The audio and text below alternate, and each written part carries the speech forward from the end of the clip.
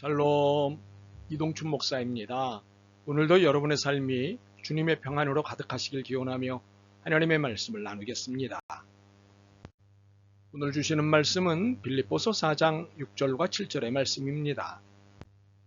아무것도 염려하지 말고 다만 모든 일에 기도와 간구로 너희 구할 것을 감사함으로 하나님께 아뢰라.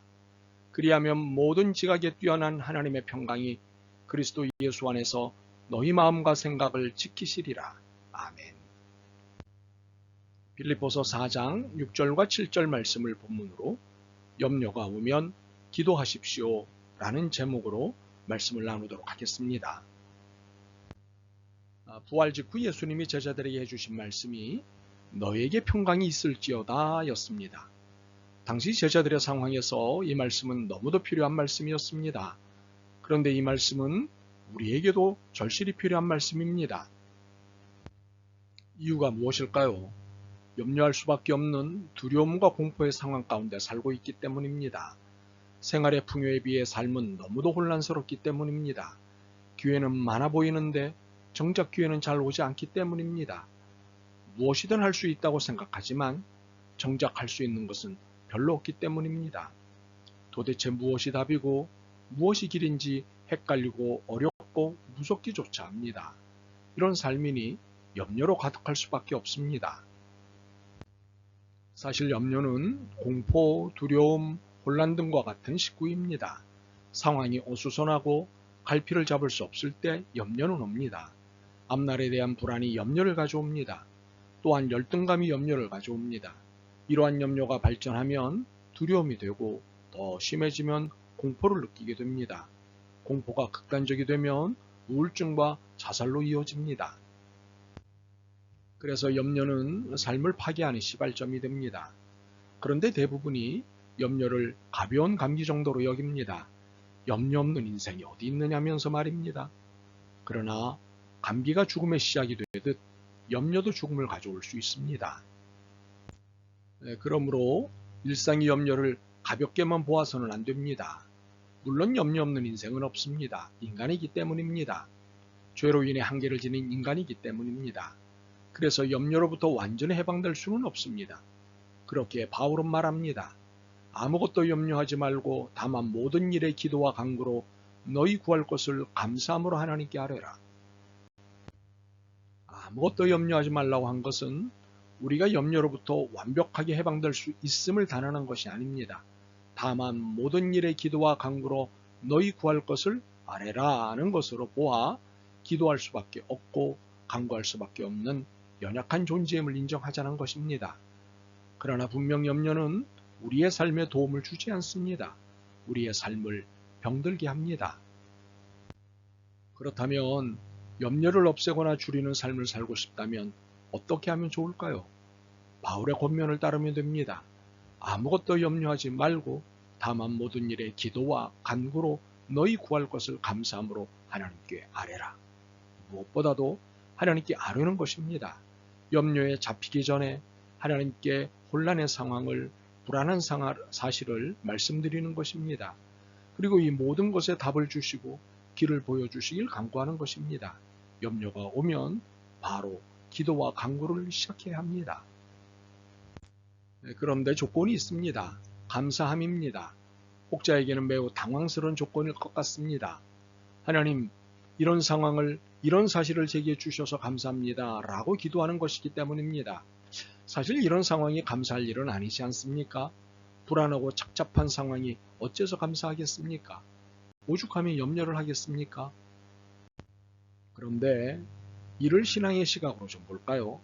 만약 이런 상황이 내가 해결할 수 없는, 내가 궁지에 몰리는 이런 상황이 내게 오지 않았다면 나는 하나님을 간절히 찾을까요? 하나님께 기도할까요? 아마 90% 이상은 기도하지 않을 것입니다. 주님을 애절하게 찾지 않을 것입니다. 염려할 일이 와야 내 안에 영적 비상대책반이 꾸려지고 주님을 찾게 되고 기도하게 됩니다. 우리를 너무도 잘 아시는 주님이시니 이렇게 해서라도 우리가 주님을 찾게 되길 바라십니다. 그러므로 염려할 일이 오면 주님이 내 영적 상태를 인스펙션 하시는구나 라고 생각하고 감사, 땡스 하면 됩니다. 이렇게 우리의 염려를 기도와 간구로 바꾸고 감사함으로 이 모든 사실을 인정하고 받아들일 때 염려는 사라지기 시작할 것입니다. 아무것도 염려하지 말고 라는 말씀은 염려하지 말고 기도하라는 뜻이기도 하지만 기도와 간구가 감사함으로 진행될 때 모든 염려가 사라진다는 뜻이기도 합니다. 그러므로 기도하십시오. 그런데 염려가 어떤 방식으로 사라지는 것일까요? 7절이 그 답입니다. 그리하면 모든 지각에 뛰어난 하나님의 평강이 그리스도 예수 안에서 너희 마음과 생각을 지키시리라. 기도와 간구가 시작되는 그 시간부터 하나님의 평강이 우리의 마음과 생각을 지배하기 시작합니다.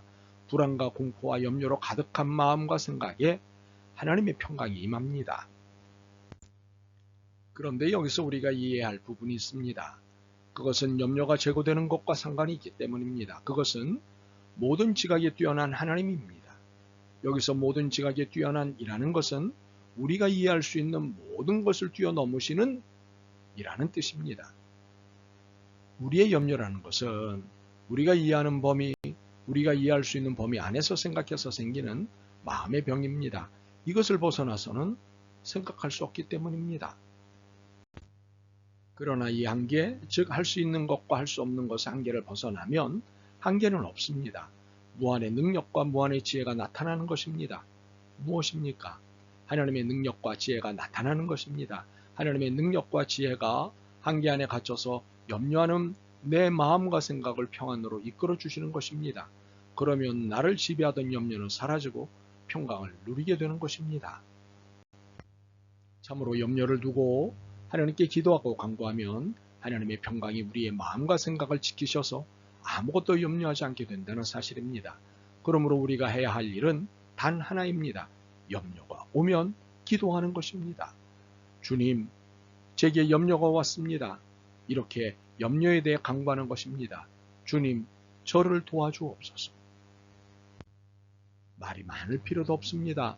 주님, 제게 염려가 왔습니다. 주님, 저를 도와주십시오. 무슨 말이 더 필요하겠습니까? 주님은 다양한 언어를 사용해 기도하라는 조건을 달지 않으셨습니다. 오히려 이런 기도는 중언부언이라며 나무라셨습니다. 단순하지만 진심이 담긴 애절한 기도와 간구라면 충분한 기도 조건이 됩니다. 이러한 기도와 간구로 여러분의 마음과 생각이 근심, 걱정, 공포, 염려로부터 해방되시기를, 그리고 하나님의 평강을 마음껏 누리실 수 있기를 소망합니다.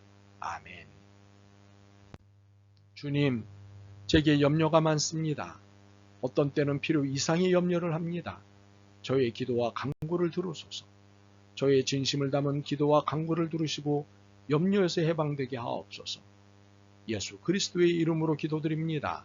아멘. 오늘도 여러분의 믿음과 삶을 응원합니다. 사랑합니다.